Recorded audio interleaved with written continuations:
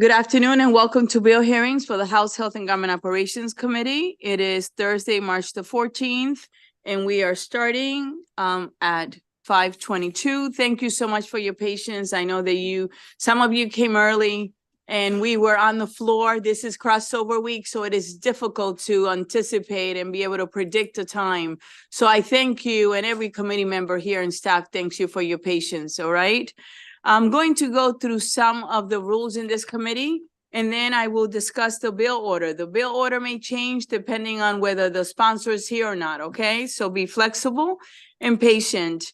To my right, I'm Jocelyn Peña-Melnick, the chair of the committee. To my left is my vice chair, Bonnie Collison. To my right is the attorney for these bills, Ms. Lindsay Rode. I kindly ask for your patience if we encounter any technical or streaming issues. There's some of the witnesses that will testify online. They're not in person. As a reminder, there's no food or drink allowed in the gallery. You could have your water that you just had. It's all right. And can you be so kind? And I just did mine. Can you turn off your devices, please, so you're not embarrassed? Please, as a reminder, in this committee, I decided not to time the sponsor of the bill, but please don't abuse it. No more than 5 minutes. The other witnesses have 2 minutes to provide their testimony. A timer is displayed on the screen and a sound will play when your time has expired. I don't want to be rude. Wrap your thought up so I don't have to interrupt you. And for the committee, please adhere to this time, since it's almost the end, your best question. Members of the public will be able to view the live stream of this hearing on the Maryland General Assembly website and YouTube. Today, we're going to hear the bill hearings in the following manner, with a caveat that it may change, but we're going to start with House Bill 448, followed by 1521, followed by 1491, followed by 1286, followed by 122, followed by 958, followed by 993, followed by 179, and we are going to end with 568. I'm calling out House Bill 448, Delegate Watson, Korean American Day. Good afternoon, Delegate. Good afternoon. Thank you, and thank you to the members and to Chair Peña-Melnick of the Health and Government Operations Committee. For the record, I am Delegate Courtney Watson here on House Bill 448. The history and story of America and our state is very incomplete without recognizing the contributions of all of those in our rich and very diverse communities, particularly those who have been marginalized or whose history or story has not been told. This bill seeks to officially recognize the important history and contributions of Korean Americans that have made our state and nation since the first immigrants arrived in 1903.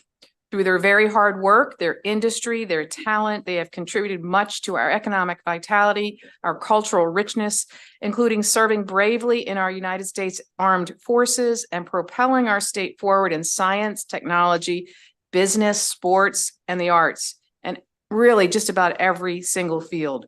Earlier today, we had more than 100 Korean Americans, many elders of the Korean community. And they came not to testify and take up your time, but to stand in support of this bill. We assured them that they could return home, and I would make sure that you knew that they were here. We have many, many pictures to prove it in case you want to see. We take your word and we thank them. And some of them I know are watching now live stream. We thank you on behalf of the committee for being here, and you're well represented. And we also have a letter to you from the AAPI caucus, which is in support of this bill. This is a really important point.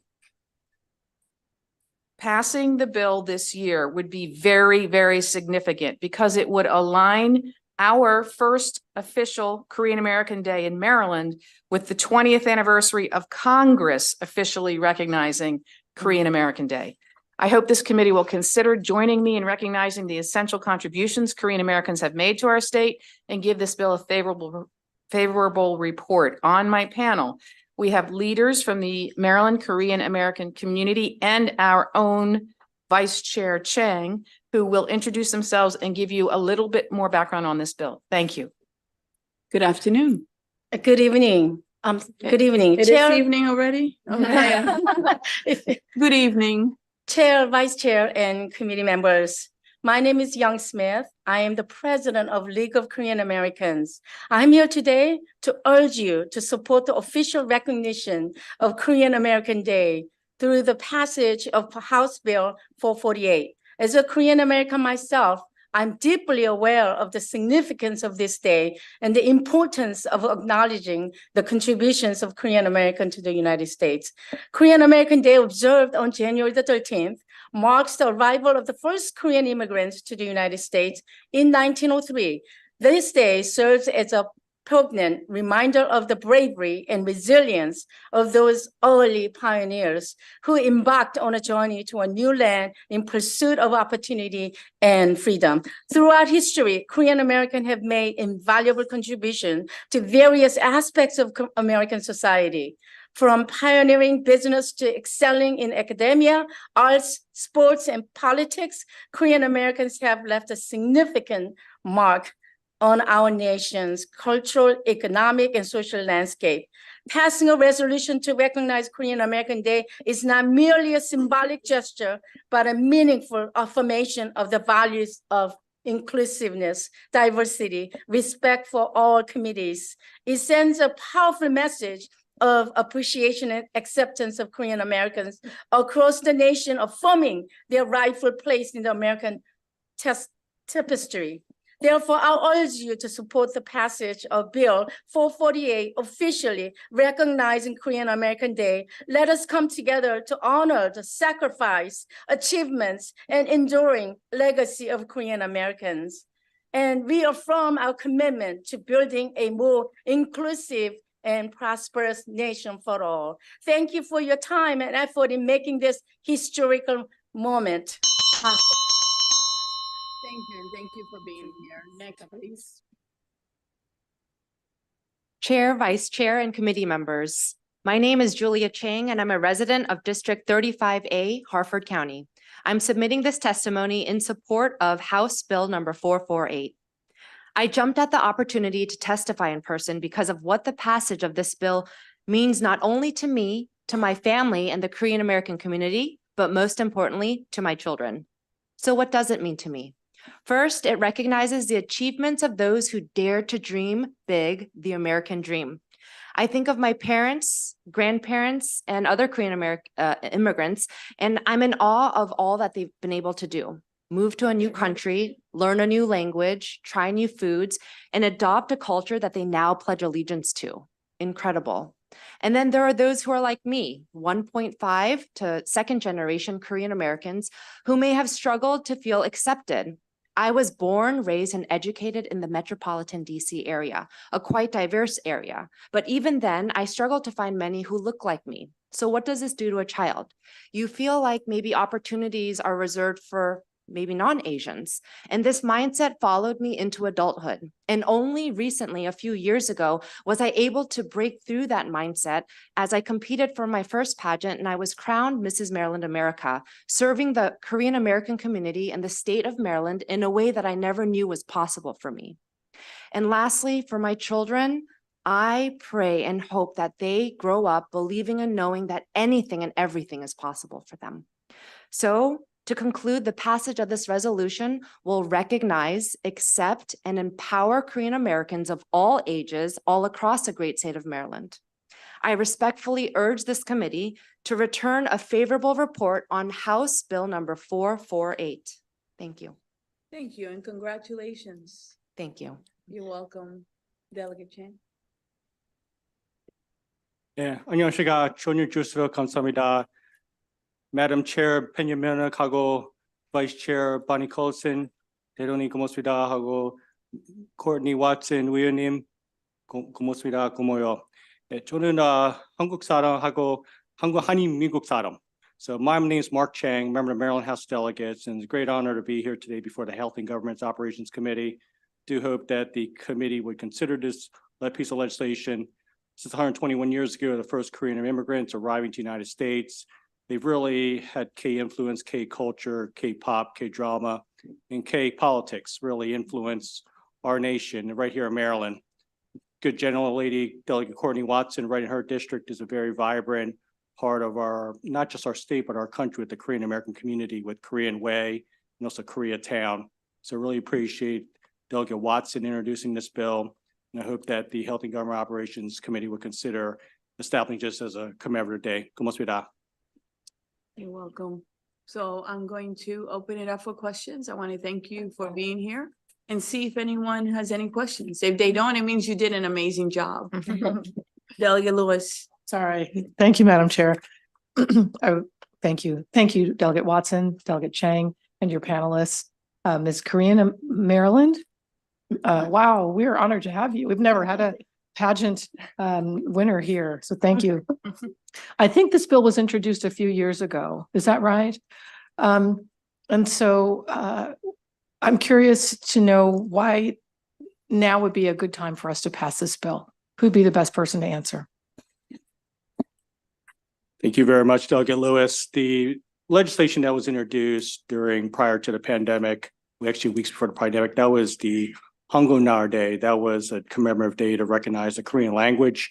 And that language established the recognition of the unique alphabet and the language of the Korean diaspora. This bill is a commemorative day recognizing the Korean American community as more in a global perspective. And so that's the difference between the two bills. And the reason why we think it's important, because especially in our recent history, currently the majority leader of the Maryland House Delegates is a Korean American.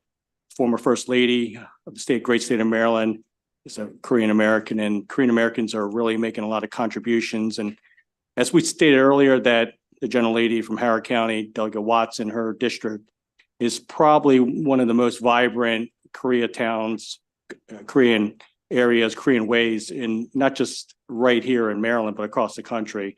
So we really think that it's important to recognize the immigrants who are recently come here, but also those that are 1.5 second generation and beyond who are part of Korean diaspora. Okay.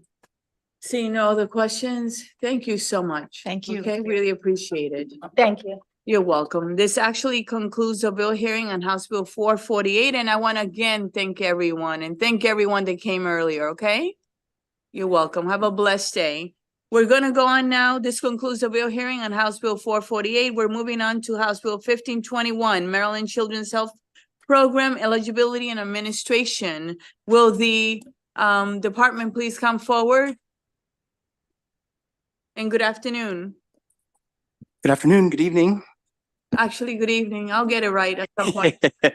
It's okay. A couple more hours and you might get it. Yes. Hi, everyone. Hi, Chair, hi, Vice Chair, and members of the committee. It's good to be back for today.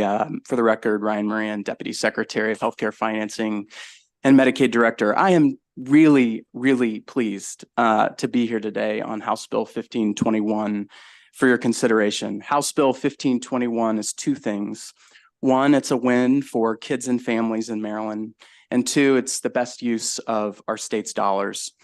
In Maryland, just a little bit of context, depending on the size of the family, there is a monthly, and your income, there's a monthly Maryland Children's Health Insurance Program premium. It's either $65 or $85. And that premium amounts are set forth in Maryland statute back towards the CHIP expansion that allowed more kids to be enrolled in Medicaid. Because of the public health emergency, however, the state has not been collecting premiums since 2020. And that disallowance of premiums have continued through the Medicaid unwinding of which we have been over the course of the past year.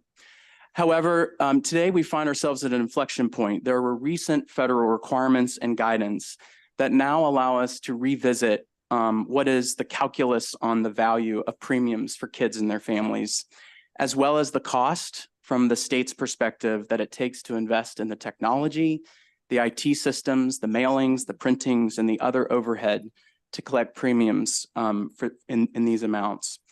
Those recent federal rules, back to September the 1st of 2023, the department implemented 12 months of continuous eligibility coverage for kids. Continuous eligibility coverage is one of the most important tools that was required as part of federal guidelines to implement. And that means that regardless of any change in household income over the course of 12 months, kids must remain enrolled over that 12-month period.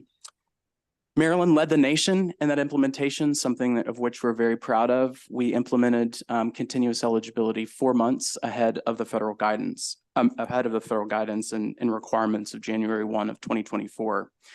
Guidance that was provided to states, though, in the January time period, gave mandates for states that do have premium structures for children. And one of those requirements with continuous eligibility is that states cannot enforce the children's premium insurance payments throughout that year, nor can you use premiums as a way for enrollees to maintain eligibility throughout the course of the 12-month period.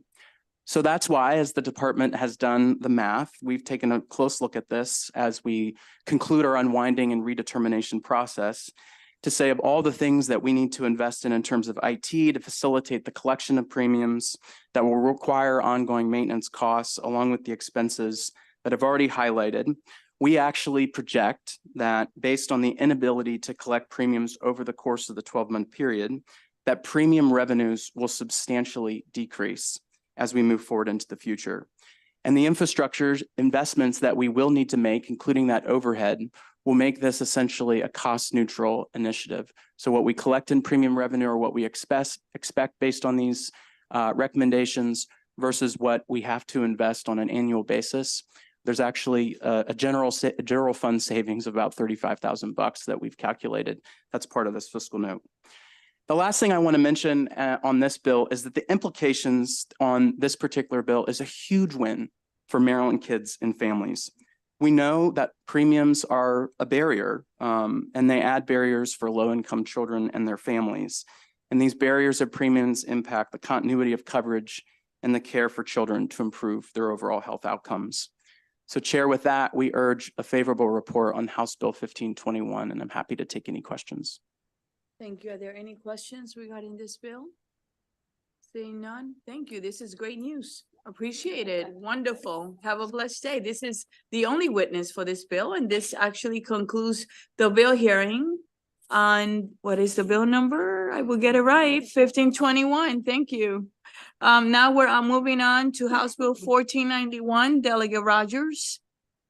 General provisions, commemorative days, Prince Hall Day. This bill is sponsor only for oral testimony.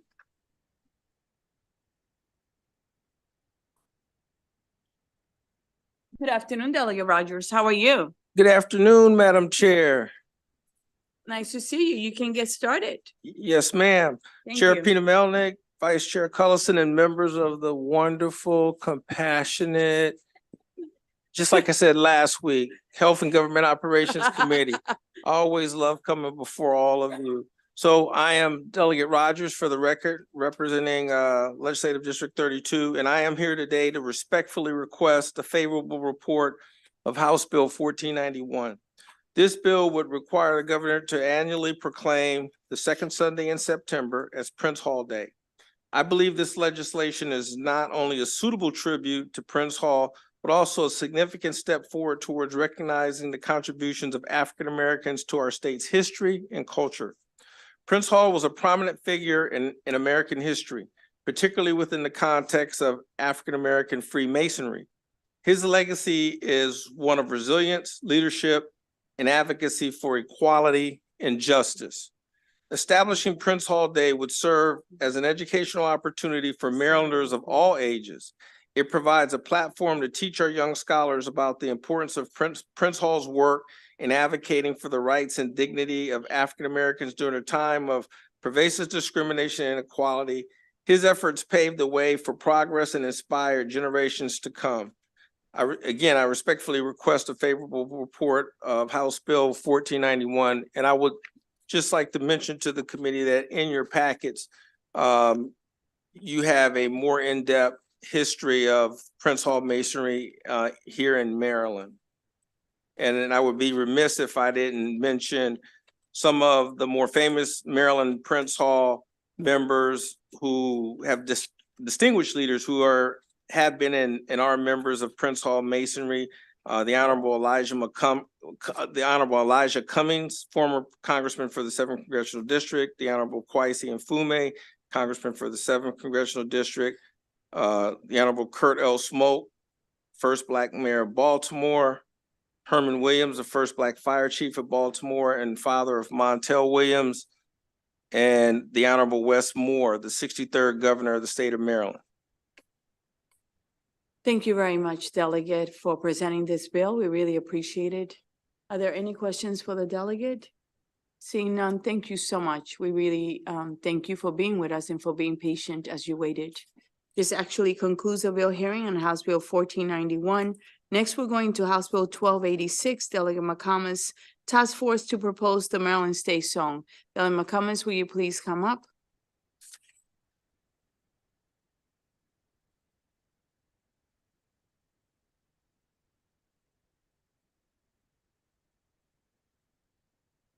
Esteemed committee chair, vice chair. I'm Delegate McComas and I'm advocating for HB 1286. Now, it's a task force to propose the Maryland State Song. Now, we haven't been with a state song since 2021. And with that, I'll explain why I think we need a state song. And I know that you control this bill. And obviously, this is just a proposal, and certainly you can make modifications, amendments, and probably make a better bill and more inclusive, but this is just a template. So with that, I will go into my speech. Maryland is known by several names: the Old Line State, Little America, Free State, and America in Miniature. Though just nicknames, these appellations harken back to our rich and diverse history from as early as the 1600s, before the colonies were established as a separate and distinct entity. I bet you didn't know that Maryland is the home to the very first Presbyterian church in the country, financed and supported by the Todd family of North Point. With the death of the original benefactor, the Scottish minister transplanted his congregation to the area in Baltimore County known as Owings Mills, just outside of Soldier's Delight, with the support of Mary Worthington, formerly Todd. So many firsts, and the largest in Maryland. Maryland colony acted as the first capital of the 13 colonies at the birth of our nation. The Port of Baltimore was the largest exporter of chromium in the world in the early 1800s. Among other products and exports made in the city of Baltimore, there was the War of 1812, where there was the bombardment of Fort McHenry, inspired by the song "The Star-Spangled Banner" by our very own Francis Scott Key. Mary Pickengsgill was a successful flag maker from Baltimore who sewed the flag that survived the Battle of Baltimore and is now in display at the Smithsonian Museum of American History.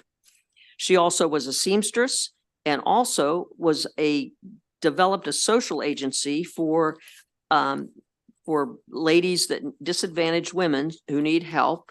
And she established the Impartial Female Humane Society. She embodies the very essence of a Marylander who is resilient, determined, forward-thinking, and public service-minded. More than just a historic bounty of benchmarks, one cannot overlook Maryland's contributions to science, technology, industry, education, and medicine.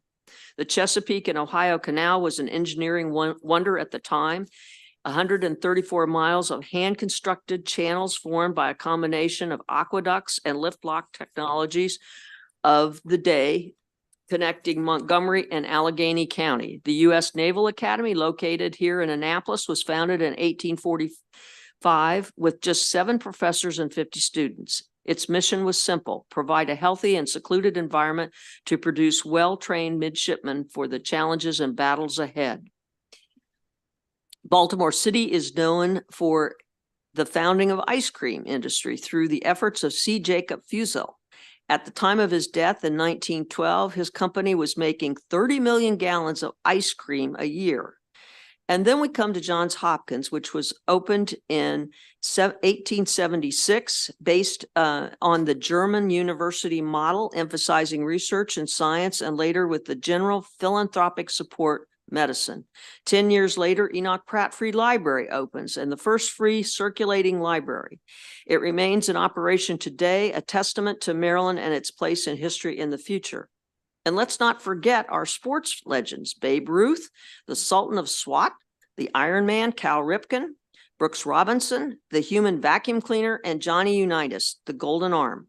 Maryland is a state burgeoning with talent. Morgan State University Choir, the Baltimore Symphony Orchestra, the Maryland Institute of Art, and the Peabody Music Institute, to name only a few of these wonderful organizations. I could go on, and I know you don't want me to go on and on. There is simply not enough paper or time to give Maryland what it really deserves in a state song. So that's why we do need a task force. That's why we need a committee of very bright, intelligent people. So we need a song that is uplifting and remarkable, that reflects the cultural heritage, color for history, our indigenous spirit, and our uniquely diverse community of individuals. So please consider providing a favorable report with or without amendments. I don't care. It's your bill now for 1286. Thank you very much. Thank you, Delegate. Are there any questions for the delegate? Seeing none, thank you so much for being in front of us. Just as an afterthought, the bill as originally came in was modified by us, and we got an amendment and also a reprint for you. And we thought we could make it better, but I hope that you all would think about making it better. Thank you very much. Thank you for your time and your efforts and for your patience waiting tonight. This actually concludes the bill hearing on House Bill 1286. Next, we're going to House Bill 122, Delegate Queen, General Provisions, Commemorative Month, Small Business Month. Good afternoon, Delegate. How are you? And I understand you have Sarah Price with you. I don't know if there, oh, Sarah's here. Come on up. Okay. She stood, she waited. Thank you for your patience, everyone. We You're very appreciate it. good. You're very good. Thank you so much. Well, I want to say greetings, Chair Pena Melnick, Vice Chair Collison, and the members of the Health and Government Operations Committee. For the record, I'm Delegate Pam Queen. And I first want to thank you for being here this late in the day and this late in the session. So thank you for your attention to this bill. I promise you, this is a easy bill. You can just hear it today and put it on your voting list this evening. This is this bill. Even without giving us dinner, huh? I think it's that easy. Go ahead. Well, so this bill is easy to do. It has lots of support and it has no fiscal note. So the purpose of this bill: nationally, small businesses create jobs, drive innovation, and boost economic growth. As the backbone of the U.S. economy, small businesses account for 99.7% of all U.S. businesses and employ 41.1% of private sector employees. Additionally, these businesses benefit our communities by supporting local charities and sponsoring community events. And in Maryland, there are over 640,000 small businesses, which account for 99.5% of all businesses in our state. Yet, according to Forbes 2024 article about best places to start businesses, Maryland doesn't fare as well as some of our neighboring states. We are ranked 41 out of 50, with Pennsylvania ranked as 7th, West Virginia ranked as 15th, Virginia ranked as 16th, and Delaware ranked as 26th. Now, these rankings are based on factors including business costs, the business climate, financial accessibility, the economy, and the availability of a strong workforce. And so this bill doesn't address all of those concerns, but what it does is starts to create and foster this helpful business ecosystem. And so this approach to small businesses month and how it's celebrated in other states, it's a way to have a concerted and comprehensive recognition of the importance of small businesses and promoting them. And so some of the things that happen during Small Business Month is celebrating, which is celebrated each May, a special tribute to the courage and tenacity, hard work, community engagement, and economic growth of these small businesses. And so it's a statewide sort of award ceremony, seminars, networking events, trade shows, educational and training sessions, and it brings together current entrepreneurs and prospective entrepreneurs so that they can get together and talk about current issues and how they can better foster their businesses via conferences, workshops, luncheons, trade shows that help to, again, strengthen and sustain a Maryland business ecosystem. And so this is also a great opportunity for new potential customers to learn about the businesses that are available in Maryland. For the entire 31 days, you have different celebrations and recognition. And so many of our neighboring states have expanded upon the the U.S. Small Business Administration's Small Business Week to make it an entire month. And I showed you some of the examples of where some of our other states have websites with information about it, the things and activities that are going on throughout the state. Our friends in Virginia have their own logo for Small Business Month. And so this is something we can do very easily to help promote small businesses in Maryland. And I seek a favorable recommendation. Thank you. Good afternoon, Madam Vice Chair and honorable committee members. I am Sarah Price from the Maryland Retailers Alliance, here in very strong and enthusiastic support of this legislation. Oftentimes, I am thrilled when a fiscal note says that there is no impact on small businesses, but in this case, I think it's a little bit misleading, and that this legislation would have a very meaningful impact on the small business community in Maryland. This committee is typically not where I go to talk about the struggles that small businesses face. Delegate Queen hears my testimony all the time about the impact of various policies on small businesses. But what I would love to highlight is the strength and tenacity that our small business community has. Unfortunately, small businesses often are not as well equipped to pivot in the face of adversity. And so anything that we can do to provide more resources to them and to encourage our communities to support their small and local businesses, anything that we can do there would absolutely be helpful. We think that Small Business Month is a wonderful idea. We often do whatever we can to try to encourage people to shop local. We have partnered with the Office of the Comptroller during tax-free week and during the holiday shopping season to try to remind everybody that, hey, your small businesses are here. They are the ones that are supporting your communities, your ball teams, your food banks, and we need to support them as well. So we think this is wonderful. I completely agree. You should just vote it out immediately today. Perfect. Doesn't cost anything. We would urge a favorable report. Thank you. Thank you. Thank you very much for waiting and for your testimony. Are there questions from the committee? Delegate Lewis. Thank you very much. Thank you, Delegate Queen, for this bill and to your witness. How would this bill interact with other events we have for like Small Business Week or Shop Small, Shop Local initiatives? Would this help, hinder, amplify? It would actually help to amplify those things and to make it more of one concerted sort of place people can go and say, okay, what's happening in my state during this month as relates to helping small businesses? So it really would kind of, have it in one comprehensive place that you could learn about what's happening. Okay. Any other questions? Seeing none, thank you so much for your time, for the bill, delegate, and your testimony this evening. That concludes the hearing on HB 11122, and we will move to the next bill. And we are going to House Bill 958, Delegate Allen. And it is state designations, State Natural History Museum, Natural History Society of Maryland. Good evening, Delegate Allen. Evening, Madam Chair. I have exactly 4 people with me. Is that all right if we pull up an additional? Sure, absolutely. Great, thank you.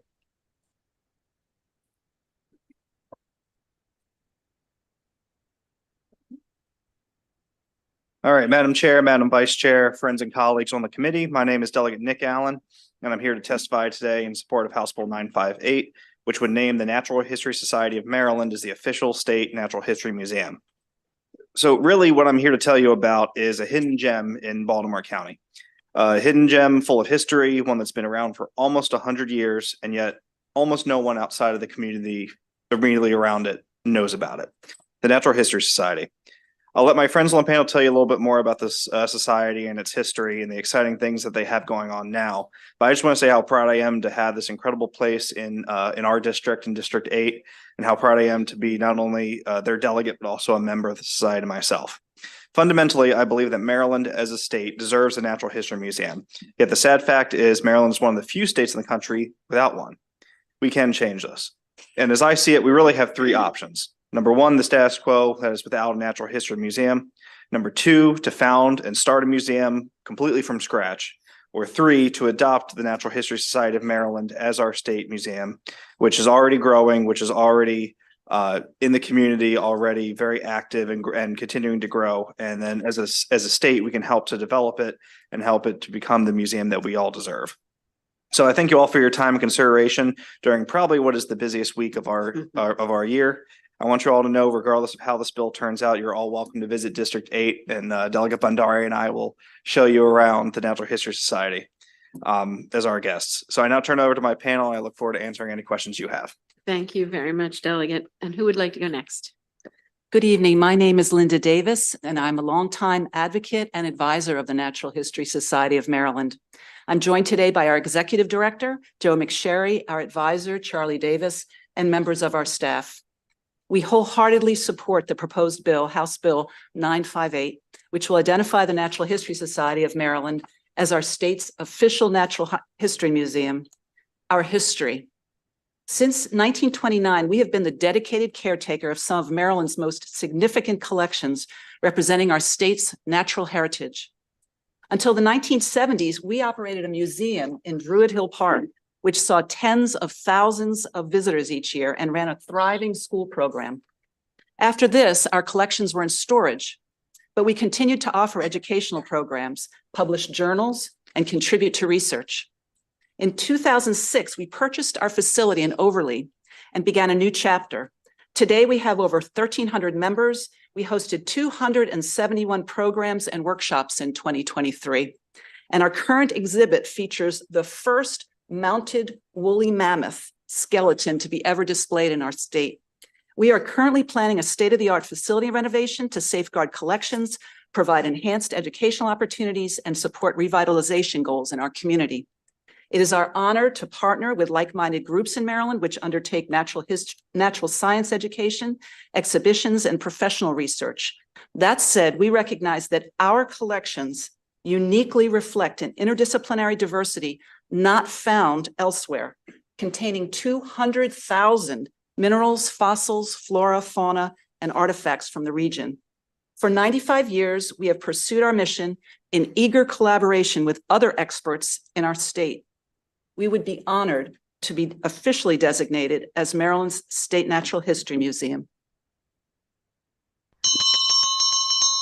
Great timing. Thank you. I'm Charles Davis.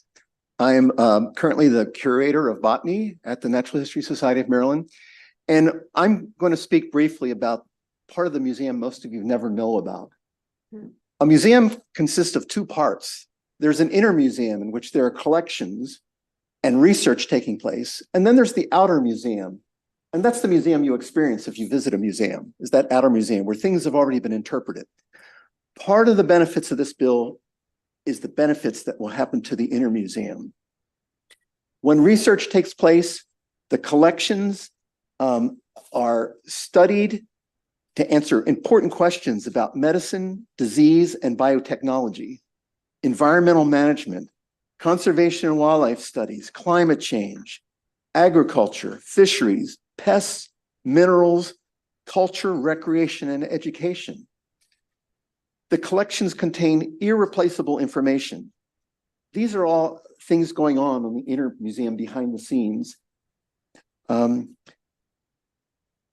House Bill benefits the inner museum, and it's this issue that the state and the Natural History Society has been grappling with for the 95 years.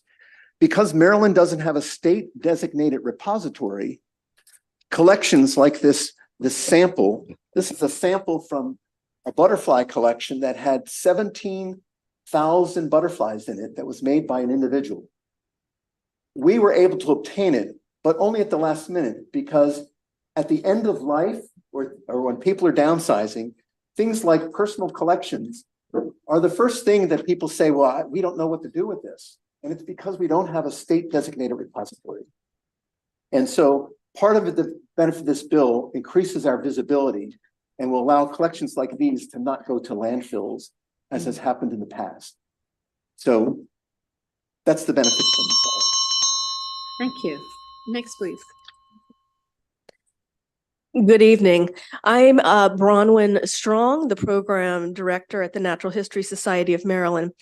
Natural history is the story of nature. Each and every specimen within the collections tells not one, but two stories. The first being the scientific facts, the second, the story of the collector. How did the particular rock, fossil, plant, or animal find its way to the museum? The role of the outer museum is to tell these stories through exhibits and programs. Currently, we're telling the story of the last ice age in Maryland. 12,000 years ago, the state looked a lot different, felt a lot different, and its inhabitants were a lot different. The exhibit features a woolly mammoth, not just because it's cool, but because woolly mammoths lived in Maryland, along with saber-toothed cats and other iconic ice age animals. Right now, I'm working with Maryland's dinosaur expert to tell the story of a rock slab full of dinosaur footprints on display in the museum. The prints are from an early dinosaur that walked on all fours, ate plants, and was the size of a dog, living in Maryland 200 million years ago. That's the science. The rock slab was quarried in Emmitsburg, Maryland, as a piece of flagstone, and it was used as a pathway of a convent. And the nuns, walking to and from devotions, saw these weird footprints in the slabs, went to Mount St. Mary's College, asked a professor to come look at it, and it was identified as dinosaurs. And that's the start of a 100-year story of how that slab made it to our museum. These collections, these stories, these knowledge belong to the people of Maryland, and it's our duty to learn from them, and share them, and a state natural history museum would do just that. Thank you very much. Mr. McSherry? Yes. Hi, my name is Joe McSherry, and I'm the Executive Director of the Natural History Society of Maryland. Thank you for your consideration of HB 958, introduced by Delegate Allen, to name the Natural History Society of Maryland as Maryland's official natural history museum. Maryland was founded as a colony in 1632 and as a state in 1776, but its story goes back much further than that. And that story is told in the flora, fauna, geology, and fossils of the state. All of these fall under the umbrella of natural history. Maryland is one of the few states without a natural history museum. We have no state repository for natural history collections. There is no officially recognized institution entrusted with educating the public about our state's natural heritage, while also providing the critical roles of preserving and researching scientific collections. Though Maryland has no officially recognized museum, we do have an organization that has been caring for the state's natural history collections for almost 100 years. That organization is the Natural History Society of Maryland. Over those years, we have cared for our collections, participated in research around the state, and educated Marylanders of all ages. We do all the things museums do, but on a small scale. Your support will help us grow into the institution that Marylanders deserve. You cannot possibly get a full understanding of what we have and what we do through any printed material or oral testimony. The only true way to understand the importance of what we are doing is to visit our museum in Overley. I would encourage each of you to take some time in the coming year to visit us and to learn more about the natural heritage of our great state. You will be amazed by what you see. Thank you for your time. Thank you. Thank you all very much for your patience and waiting tonight. Appreciate learning about, and you're right, Delegate, I did not know about this museum. Hidden gem. I feel a field trip coming on sometime after April 9th. Yeah, something like that. Are there questions from the committee? Delegate Bandari. Yeah, thank you, Delegate Allen for the bill.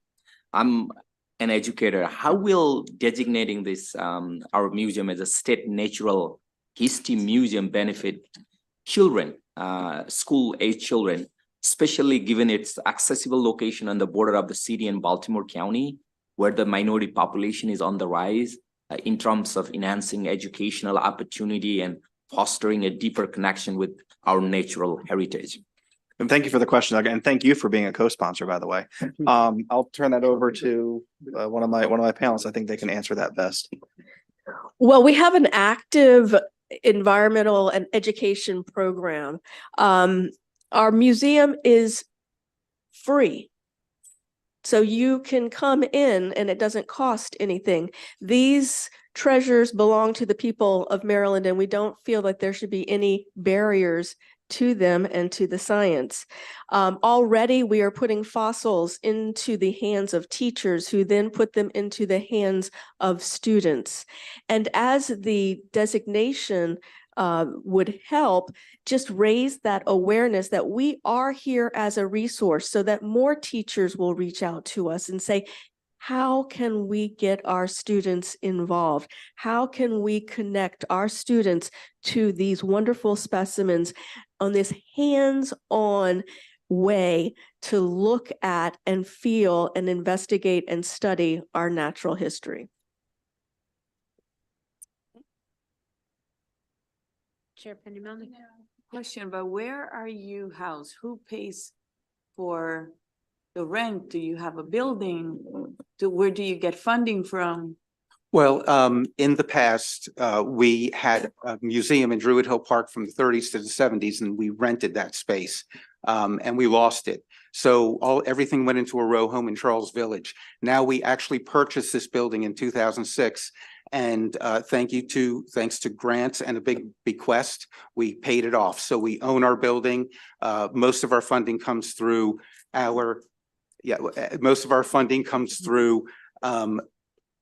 programs and membership and donations right now. We just hired our first development officer, and so we're looking at building our grants coming in as well. What's your annual budget? I'm sorry. Right now it's about Budget. $360,000 a year and growing. It's just over the past 5 years, we've really taken off. We're doing a whole lot more. We used to have just one part-time person. Now we have 2 full-time people and 4 part-time people working for us, and it's growing very quickly. Thank you. And yes, and many volunteers. We have 13 curators who volunteer for working in the collections.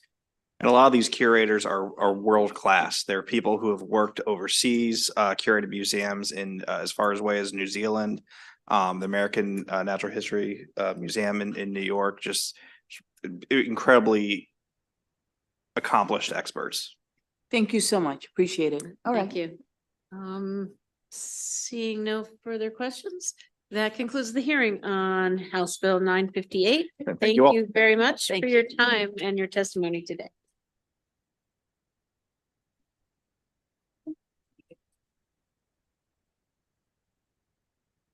Next, we have House Bill 993, Delegate Stein, Commemorative Weeks, Maryland Climate Education Week. Can you come up with, you have a panel, and I have on your panel, I have James Obasuolu, Rebecca Rear, Jabari Walker, Laura Collard. Anyone else for this bill here? All right, this is it. Okay. Will you be so kind and get started? Thank you, Chair You're Pena-Melnick welcome. and Vice Chair Cullison and committee members. For the record, Delegate Dana Stein in support of House Bill 993. This bill would establish the first week of April, which is otherwise Earth Month, but it would designate the first week of April as Maryland Climate Education Week.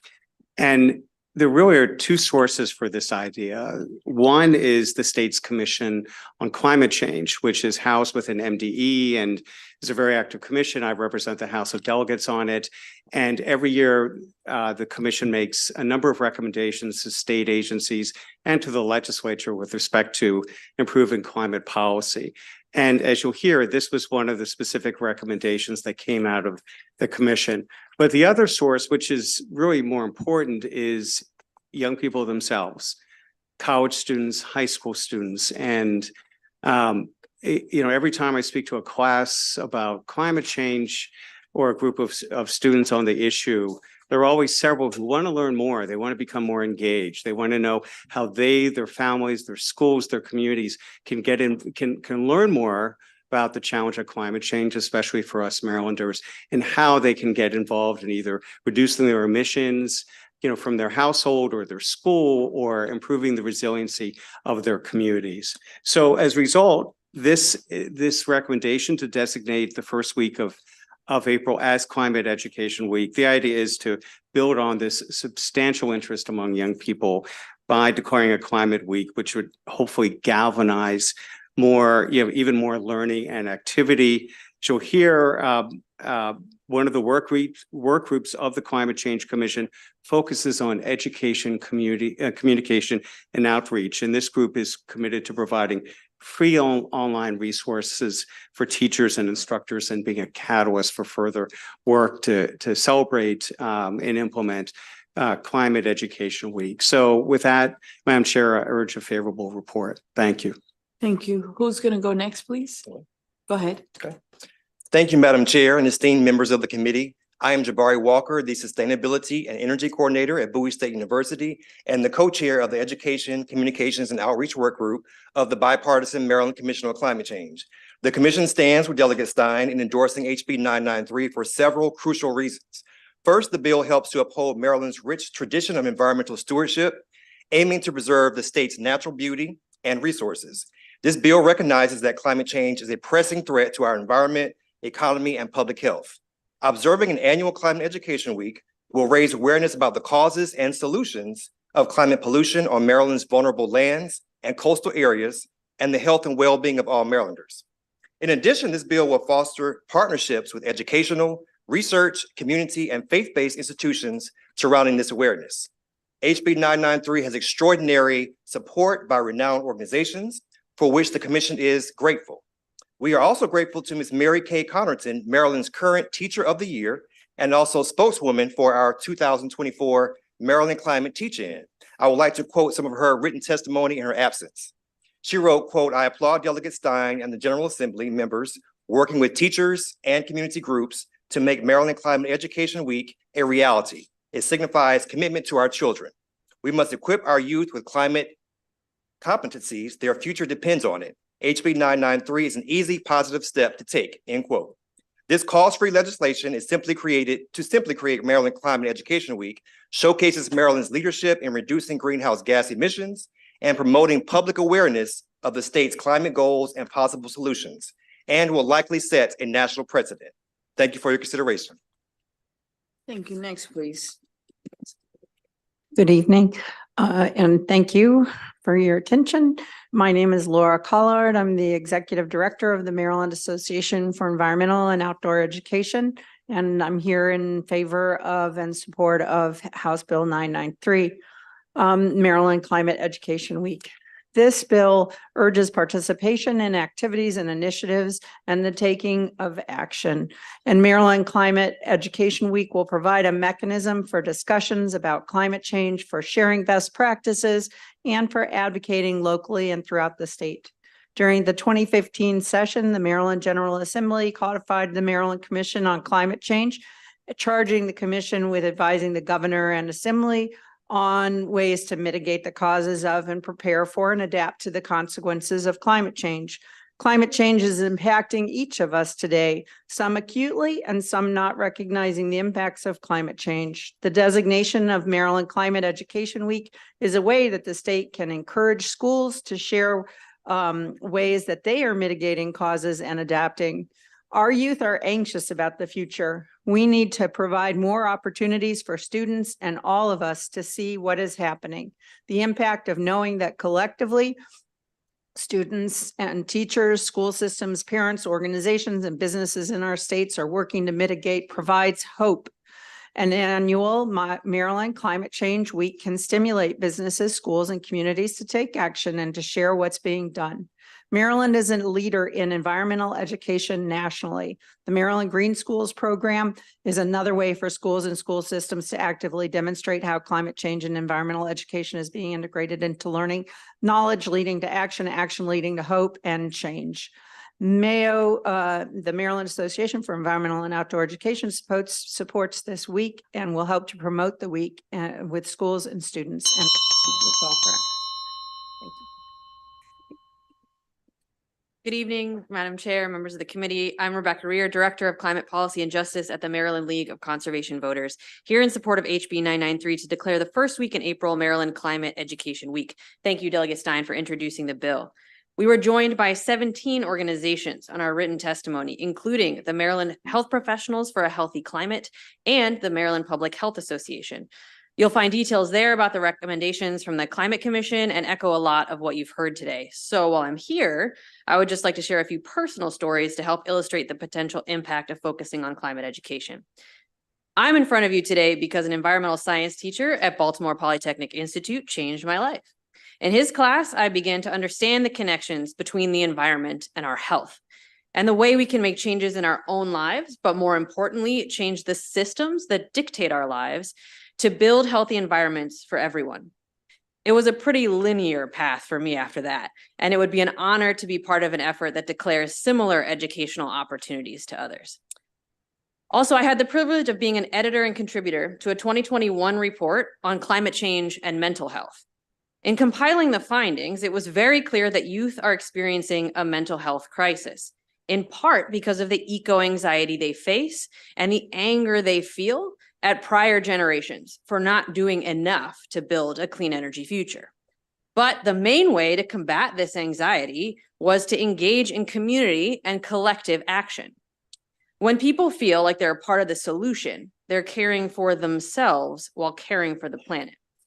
Climate Education Week would provide that opportunity for deeper engagement for folks already involved and would provide an invitation for folks looking for that opportunity. Thank you, and we urge a favorable report on HB 993, maybe even today, given the time of session. So thank you so much. Thank you. And we'd be happy to answer any questions. I'm missing someone. Well, oh, he wasn't on our panel, but he was. No? Okay, so this is it for this bill. All right, great. We can open it up for questions. Are there any questions for the delegate and his panel? Seeing none, thank you very much. Thank All you. right, appreciate you. So this concludes the bill hearing on House Bill 993. Next, we're going to go to House Bill 179. Delegate Jas Lewis, will you be so kind and come up with your panel, Indigenous Peoples Day, Rule of Interpretation and Replacement of Columbus Day. And you have quite a few witnesses here. Let's see, Kyle Swan, Jessica Swan, Dennis Seymour, Aaron Keys, Rico Newman, will you please come up? Linda Voigt. And Chief Jesse Swan, if you will be so kind and just bring up a chair. Delegate Lewis, will you be so kind and get started? Thank you, Madam Chair, Vice Chair Cullison, and members of the Health and Government Operations Committee. I'm here today to present my legislation, House Bill 179. For the record, I'm Delegate Jas Lewis. This bill replaces Columbus Day in Maryland statute with Indigenous Peoples Day. Establishing Indigenous Peoples Day provides a well-deserved recognition and celebration of Maryland's Native peoples, one that is long overdue. Christopher Columbus is not a man who should be revered and have an official day named celebrating him. It's Maryland's Indigenous people whose cultures and land we now occupy who should be remembered and honored. While the focus of my bill is the importance of having an Indigenous Peoples Day, I think it's important for us to review Columbus Day and why replacing this specific day is key in establishing an Indigenous Peoples Day. An honest review of history would tell us that Columbus is not someone deserving of celebration. Setting aside the fact that he did not set out to discover the Western Hemisphere, nor can you discover people who already exist in the first place, he never set foot in mainland North America, let alone the state of Maryland. His regime over lands he controlled was so brutal and despotic that any objective reader would be horrified by the atrocities he committed and were committed in his name. A 2019 Washington Post article sheds light on the severity of Columbus's actions, detailing the systemic brutality and genocide committed under his command against indigenous peoples in the Americas, including Hispaniola, where our chair is from, as well as half of my family from my better half. From enslavement to massacres, the atrocities Columbus and his men inflicted are well documented, underscoring the profound inhumanity of their actions. And these are not the deeds of someone who we should celebrate. For example, I want to reiterate verbiage from Christopher Columbus' own diary that he himself wrote on the day he first met indigenous Americans. They should be good servants and intelligent, for I observed that they quickly took in what was said to them, and I believe that they will be easily made Christians, as it appeared to me that they had no religion. I, our Lord being pleased, will take hence at the time of my departure at least 6 natives for his highness. This is someone who kidnapped natives from their homes as prizes to bring back to the monarchs of Spain as human gifts, human offerings. His interactions with the indigenous peoples of the Americas never improved. History even showed that his abuse during his despotic term as governor was so egregious that the monarchs appointed a judge to investigate the reports of violence against Columbus. This investigation ultimately led to Columbus and his brothers being arrested and transported back to Spain. His record is proof that he is not deserving of celebration. We can remember historical figures, but let's remember Columbus for the whole record as the person he was and the abuses that Native Americans faced under his regime, rather than celebrating a mythic figure. On that note, I want to put on the record that there are many noteworthy and patriotic Italian Americans who should be honored, who are deserving of our recognition for their contribution to our country and to the world. And I will be proud to support legislation for an Italian American Heritage Day. Right here in Maryland, we have the D'Alessandro family, filled with public servants from the city of Baltimore, including the former Speaker of the House of Representatives, Nancy Pelosi. There's also Steve Bisciotti, who's the majority owner of the Baltimore Ravens, who also is someone who I think makes us all proud. There's a laundry list of better choices that we should celebrate. But ultimately, we are here today to talk about Maryland and its proud and unique history. Maryland, our beloved state, is home to 3 tribes that we recognize, including the Piscataway Indian Nation, the Piscataway Conoid tribe, the Accohonic tribe, and other tribes served by the Maryland Commission of Indian Affairs, including the Assateague Peoples Tribe, the Nos-Wawash Band of Indians, Piscataway Cono Confederacy, the Cedarfield Band of Piscataway Indians, Piscataway Indian Nation, Pocomoke Indian Nation, and more, whose presence in this region dates back over 10,000 years, predating our recorded history. These tribes, which reside across various counties, include Baltimore County, Anne Arundel County, Prince George's County, Southern Maryland, and the Eastern Shore, and they have all enriched our social and cultural tapestry for thousands of years. And we're not the only ones to do this. Other states, including Arizona, California, Iowa, Louisiana, Michigan, North Carolina, Virginia, and more have already established days, some in conjunction with Christopher Columbus Day, others with repealing Christopher Columbus Day. This legislation, House Bill 179, proposes that we honor the resilience, culture, and history of indigenous peoples from Maryland instead of glorifying a figure whose legacy is marred by cruelty and oppression. Creating Indigenous Peoples Day is an opportunity for Maryland to lead by example, showcasing our commitment to truth, reconciliation, and honoring of those who have long been marginalized. Thank you for your time, and I urge a favorable report on House Bill 179. Thank you. Who wants to go next? Yes, I'm Dennis Seymour, Madam Chair, Committee. Good evening. I'm the chair of the Baltimore American Indian Center Heritage Museum, and I speak favorably on Bill 179 to replace Columbus Day with Indigenous Peoples Day. It's a rare opportunity that we have today to correct the historical record. The indigenous people of North America have occupied the North American continent, what we call Turtle Island, for over 23,000 years, according to the most recent fossil record. Christopher Columbus never set foot on North American continent. His 3 ships, which every school child can name, and I would think people on the committee as well, landed in Hispaniola and the Bahamas, where they recognized the natives as Indians, thinking that they were West Indians. They immediately assessed them for their potential of being enslaved. So the European doctrine of discovery awarded these lands in the name of Queen Isabella of Spain. These children that can name the 3 ships that Columbus sailed on have been unable, in my assessment, to even name a native tribe that was original to the state of Maryland. Maryland's celebration of Indigenous Peoples Day would go a long way to correct this false narrative. According to the 2020 census, Maryland has 128,650 declared Native Americans. And amazingly, this number is up from 39,000 in the year 2000. There are not 90,000 more natives in the state of Maryland. They're just people finally recognizing and being proud of their Native American roots. The Native people of Maryland region have managed to have the offensive name of the Washington National Football League team changed, along with many local sports teams in the area. Baltimore City and 17 states, including Virginia, have also replaced Columbus Day with Indigenous Peoples Day. It's time that Maryland followed suit.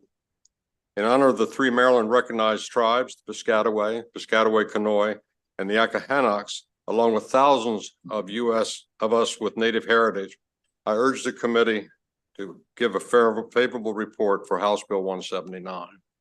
Thank you very much, and thank you for being here today. We really appreciate it, okay? And we value your time. Thank you. Next, please. The young man. Good evening. Good evening, and thank you for allowing me to testify today.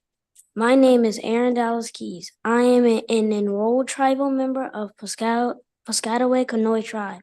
Today, I'm here with my mother, brother, grandmother, Chief Swan, and fellow tribal members to fully support HB 0179 to change Columbus Day to Indigenous Peoples Day. I fully support HB 0179 because as kids, we are told to tell the truth. My people, the natives of this country, deserve to be honored and celebrated for their many contributions to the state and country, not the horrible man who did unspeakable things to so many Native Americans. Thank you for your time and consideration. I hope to see you all soon and have your full support in our federal recognition package. What is your name? I want his name. Aaron Dallas Keys. I want people to remember that name. You did really beautiful. It was from your heart. We felt it. So thank you for your testimony tonight. I'm really proud of you. Thank you. Next, please. Well, he took my testimony. You can't even follow that, right? How do you follow Don't up with even that? try it. Well, thank you everybody for allowing me to testify today. My name is Jessica Swan. I'm an enrolled member of the Piscataway Conoy tribe. Someone else at this table mentioned the 3 boats that all the kids in the state of Maryland are taught in school. There's 2 boats that aren't mentioned. The Ark and the Dove. The Ark and the Dove were when the colonizers first came to Southern Maryland and met our chief at the time, Chief Wanas, who I am a direct descendant of. With the change of Columbus Day to Indigenous Peoples Day, more people will know that history instead of just those 3 boats, the Nina, the Pinta, and the Santa Maria. The Ark and the Dove have so much more history of what was brought to Maryland and where we are today. And, you know, hopefully you guys listen to us and see that it's imperative that we change this and we stop glorifying Columbus and we start recognizing the people that were here and have been here. That's all I got. Thank you very much. Really appreciate your testimony today, okay? We really do and value your time. May we have the next panel, please? So you got swapped out. Yep. Whoever's left for this bill, will you please come up and just have a seat? And you can start and just give us your name. Hello, everyone. My name is Kyle Swan. I'm Piscataway Kanoi. I'm Beaver Clan, and I'm the son of Chief Jesse Swan. We are direct descendants of Wanis, chief of the Piscataway when the colonists first came to our lands. Today, we have a very important issue to decide on. We have the ability to change a narrative that has been continued to be pushed on generation after generation, and ultimately has been played as a game of telephone. So many of our children have to eventually come to the realization of who Christopher Columbus was and the atrocities he committed against Native people. To be clear, he was a rapist, he was a murderer, he was exploitative, and he only had greed. That is what he came to America with. But we continue to push on with Columbus Day being taught to our children, with one day hoping that they would come to the realization that he was just a man that decided to do something and that we should continue to celebrate him. I say no longer. My community says no longer, and I believe most of Maryland says no longer.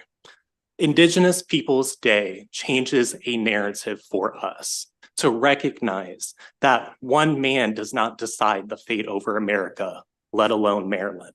But instead, it's the people who have been here for hundreds to thousands of years, who have made contributions, who have science, technology, culture, religion, all of which should not go unrecognized.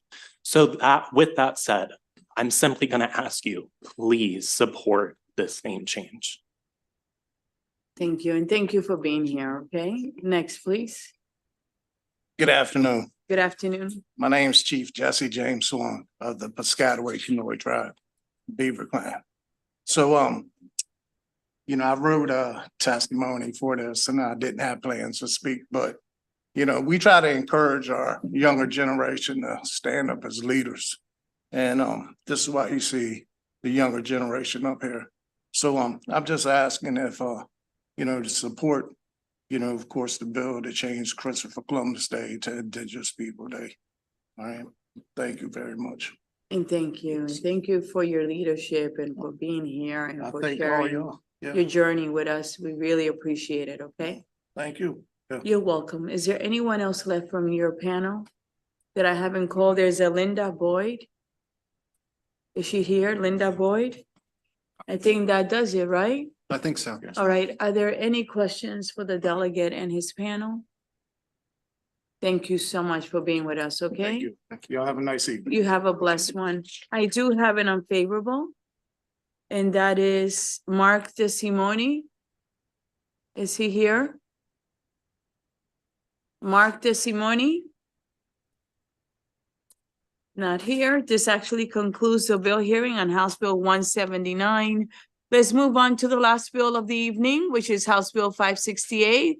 Delegate Bagnall and Robin Lewis. Delegate Robin Lewis, Community Health Worker Appreciation Day.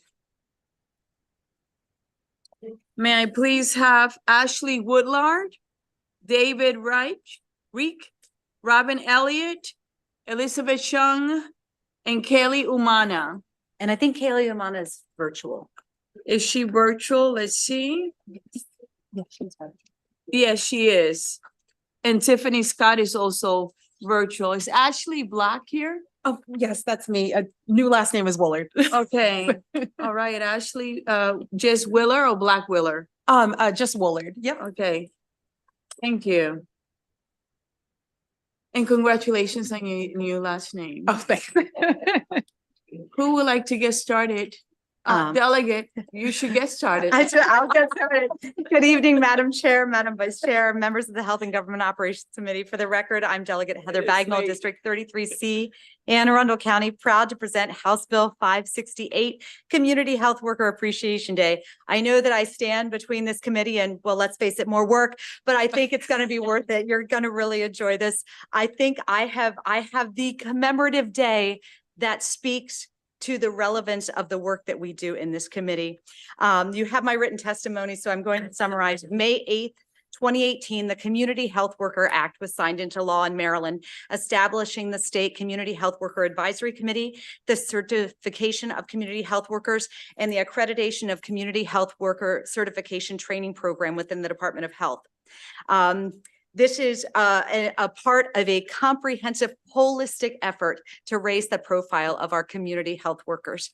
Community health workers are a key part of Maryland's healthcare workforce, but their work often goes unrecognized.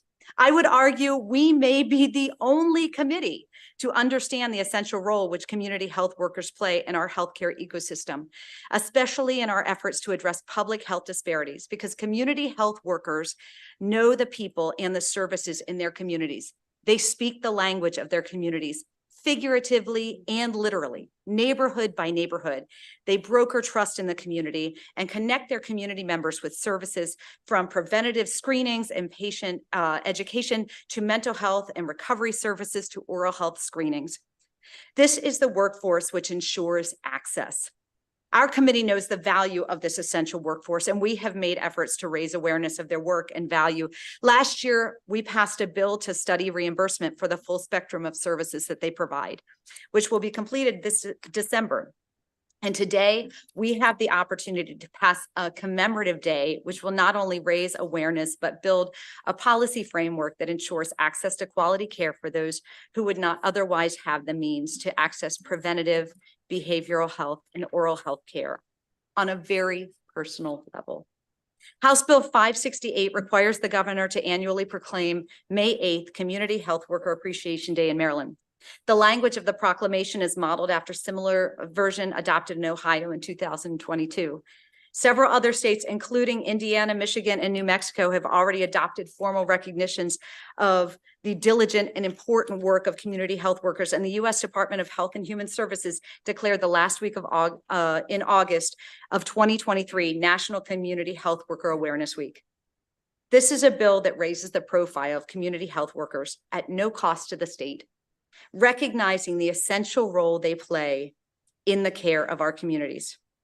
For all these reasons, I ask for a favorable report on House Bill 568 to make this incredible, essential, unseen workforce seen.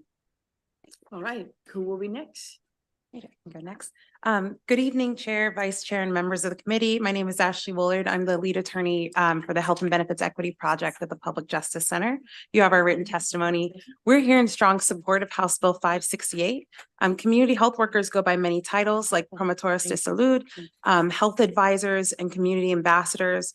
But what they all have in common is that they are a vital building block in achieving true health equity across our state. When I think about CHWs, the word that comes to mind is unique.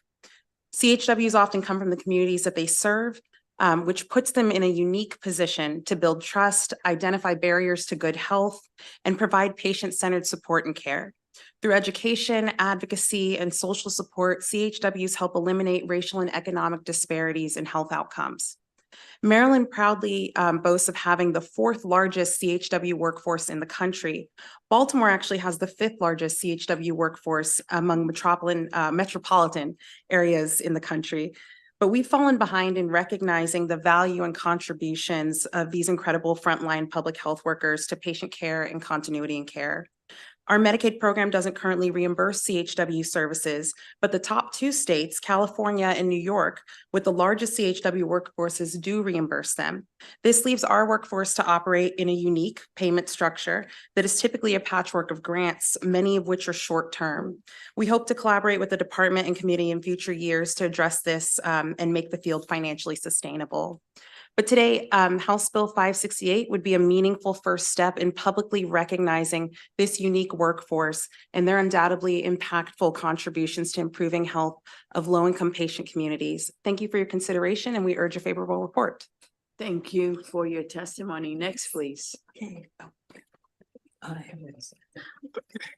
think it's good evening. Yes. Good evening to Madam Chair Quinn and Vice Chair Collison, and also distinguished members of the committee. I probably need to really just speak from my heart in here. I'm Elizabeth Chung, the Executive Director of the Asian American Center Frederick. We're also one of the first 3 community health workers training program in the state of Maryland. And again, that it is so important for us to come to before you, ask that you support, this particularly important date, for the work that we do. The road in their road, our road, I consider myself as one of them, is the healthcare and patient care is extremely important because in our case, we have the languages, we have the cultural expertise. We come between the patient and also the providers.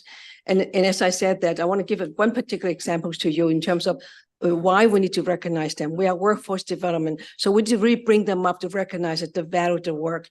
And I know that, it's not in my testimony to share with you, the return on investment is so important. Back in 2018, we have only $30,000 to use a part-time community health workers, 51 to Latinos, that women for prenatal care. And guess what? 51 of them, no NICU babies. We have only 18% of, the cesarean rates of 22%, 100%, the birth rate, and 97% of full term. So this is the work of the community health workers. So we ask that you continue to recognize their work. So it is important at this time, it's only beginning. I know that I it doesn't matter, I waited for 4 hours, Madam Chair. I waited for 13 years, 13 years to have this time to come before you after you recognize them. When I first started working with Governor O'Malley, then Governor Larry Hogan, and now that Governor Westmore. So we have to continue to recognize this important workforce. We're doing that, at our local level, bringing more federal dollars to help to promote them. But please recognize them and have to recognize this particularly important. Thank you very much. And thank you for all the work that you do. Truly, you do very impressive work. I'm one of your fans. Next, please. Thank you. Good afternoon, and thank you for your time this Friday. My name is David Reish, and I'm representing Today's Thursday. Thursday? It's okay. Thursday. We're all tired. We're all tired. It's okay. My apologies. Soon enough. I'm representing the to crossover week. It's okay. yeah. We're all inching towards it. I'm representing the Community Health Workers Empowerment Coalition of Maryland. We strongly support HB 568 because it wouldn't just serve to recognize the important work of CHWs, it would directly address some of the challenges that CHWs face in their work. The Community Health Worker Empowerment Coalition was formed to engage CHWs in policy advocacy. We work with CHWs, those who support and train and employ them, to address the barriers that they face in caring for their patients. To paraphrase one CHW describing their work, doctors care for their patients in many ways, but it's not the doctor's job to make sure that patients have stable housing, adequate food, transportation to their appointments. That's where community health workers come in. We thank the General Assembly for your work on establishing certification for community health workers in Maryland. As a result, we now have the 4th largest CHW workforce in the country. Despite this, CHWs consistently report being undervalued, underutilized, and underpaid. They're often not well integrated into patient care teams, and they're not compensated in a way that reflects the value of their work. We have one of the largest CHW workforces, but we pay them nearly 1/3 less than other leading states. Establishing May 8th as Community Health Worker Appreciation Day isn't just an opportunity to say nice things about community health workers and praise them for their important work, although they do deserve it. It would directly address some of these issues of recognition and help build on the legislature's work we started with certification. This would help us better incorporate CHWs into Maryland's healthcare system. CHWs are recognized this way in over a dozen states, and it's time for Maryland to join them. We urge the committee to issue a favorable report on HB 568, and thank you for your time. Thank you. Okay. Good evening, Robin Elliott. I think I'm your last witness today. I have 2 more witnesses, virtual witnesses, so go ahead. Okay, last in-person witness. So this Thursday. So I'm representing the Maryland Nurses Association, the Maryland Dental Action Coalition, and the Maryland Community Health System, very much in support of this bill.